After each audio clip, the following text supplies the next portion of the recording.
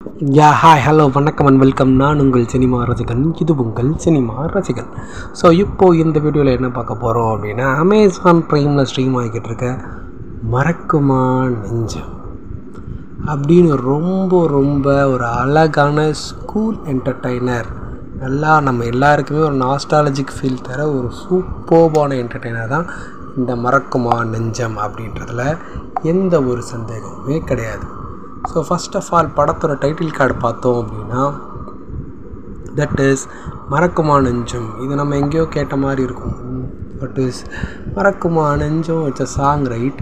So அப்படிப்பட்ட ஒரு சாங்கை வந்து டைட்டில் கார்டாக வைக்கிறாங்க அப்படின்னா, பள்ளி நினைவுகளை மறக்க முடியுமா அப்படின்ற மாதிரி தான் இந்த இது. ஸோ மறக்குமா நெஞ்சம்னா பள்ளியின் நினைவுகளை நம்மளோட நெஞ்சத்தில் மறக்க முடியுமா அப்படின்ற ஒரு இதுக்காக தான், இந்த ரிசம்பிளன்ஸ்க்காக தான் படத்தோட டைட்டில் வந்து மறக்குமா நெஞ்சம் அப்படின்னு சொன்னால், that is about the title. Then we go to the cast and crew and கதை of the main plot of the story அப்படின்னு பார்த்தோம்னா, படம் ரொம்ப ஒரு மாதிரி டிஃப்ரெண்ட் கான்செப்ட்.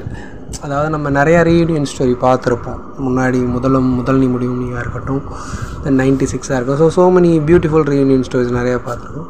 ஸோ அந்த மாதிரி வரிசையில் இதுவும் ஒரு அழகான ரீயூனியன் ஸ்டோரி தான். பட் எதுக்கு ரீயூனியன் ஆகிறன்ற அந்த கதைக்களமே ஒரு மாதிரி டிஃப்ரெண்ட்டாக இருந்துச்சு. விச் மீன்ஸ் இந்த கோர்ட்டில் கேஸ் போட்டுருக்காங்க. ஒரு ஸ்கூல் வந்து இன்னொரு ஸ்கூல் மேனேஜ்மெண்ட் மேலே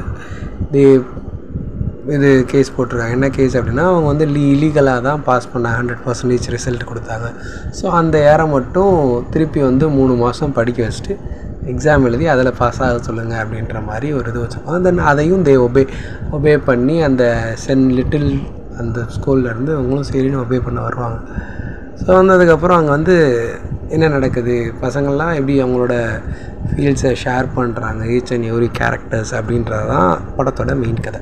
ஸோ காஸ்ட்டு வந்து யாருன்னு பார்த்தோன்னா, ரக்ஷன், தீனா, தென் மலீனா அப்படின்றவங்க தான் ஃபீமேல் லீட் பண்ணியிருந்தாங்க.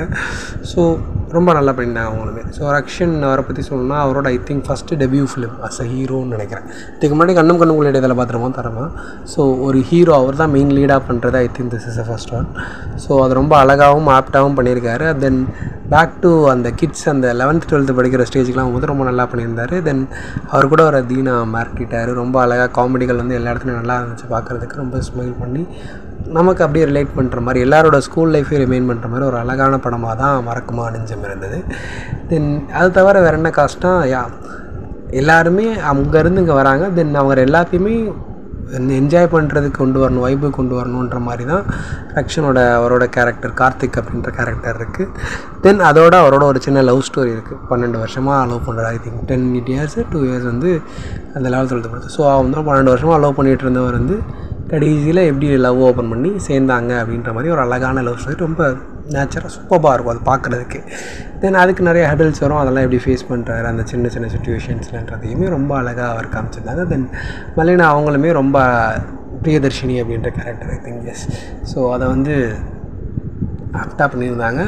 அந்த ஃபீலை வந்து அவங்க அந்த பக்கம் வந்து கொடுத்தா தான் இவர் இந்த பக்கம் இது பண்ண முடியுன்றதுனால ரொம்ப நல்லா பார்க்குறதுக்கு ஒரு மாதிரி நல்லா என்ஜாயபுளாக இருந்தது.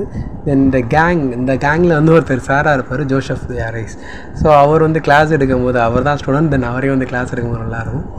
தென் அதாவது அவரும் புரியுதா, ரீயூனியனுக்கு வந்து ஒன் ஆஃப் த ஸ்டூடெண்ட், தென் அந்த ஸ்கூலில் டீச்சராகவும் ஒர்க் பண்ணுறாரு அப்படின்ற மாதிரி ஒரு கேரக்டர். தட் இஸ் ரியலி ஃபன்னாக இருக்கும். தென் ஸ்கூலில் சண்டை போட்டுட்டு இருந்த 2 பேர் வந்து ரீயூனியனில் வந்து அந்த சேர்ற சீன்லாம் ஒரு மாதிரி நல்லாயிருக்கும், செம்மையாக இருக்கும் பார்த்திங்கன்னா. தென் சின்ன பசங்களில் அந்த அளவுக்கு ஹெல்ப் பண்ண போவோம். அங்கே அந்த பையன் ரொம்ப மெச்சூர்டாக பேசுவான். அதெல்லாம் பார்க்கும்போது யோகி தட் இஸ். ஸோ அதெல்லாம் பார்க்கும்போது ரொம்ப நல்லா இருந்துச்சு. ஸோ இந்த மாதிரி நல்ல சின்ன சின்ன சீன்ஸ் நான் கொஞ்சம் தான் சொல்லியிருக்கேன். ஸோ இந்த மாதிரி நிறையா சின்ன சீன்ஸ், பியூட்டிஃபுல் மூமெண்ட்ஸ்லாம் படத்தில் ரொம்ப நிறையா இருக்குது. தென் அந்த ப்ரெக்னென்ட் அவங்க வரது அவங்க அட்வைஸ் பண்ணிக்கிட்டே இருக்காங்க, அதை கலாய்க்கும் போதெல்லாம் ரொம்ப அழகாக இருந்துச்சு. தென் ஃபைனலி அவங்களுக்கு குழந்தை பார்க்குற மாதிரி தான் முடிச்சிருப்பாங்க. ஸோ தட் இஸ் எல்லா ஸ்டோரியிலும் வரதான். ஸோ ப்ரெக்னென்ட் தான். தென் குழந்தை முடிச்சாங்க. அதை காமிக்கும் போதுமே ரொம்ப எமோஷ்னலாக அழகாக காமிச்சிருந்தாங்க. அது ரொம்ப சூப்பராக இருந்துச்சு. ஸோ இந்த மாதிரி குட்டி குட்டி மூமெண்ட்ஸு, நிறையா நல்ல சீன்ஸ்லாம் கலெக்ஷனாக தான் இந்த மறக்குமா நெஞ்சம் ரொம்ப மறக்க முடியாத மாதிரி ஒரு படமாக இருக்குது.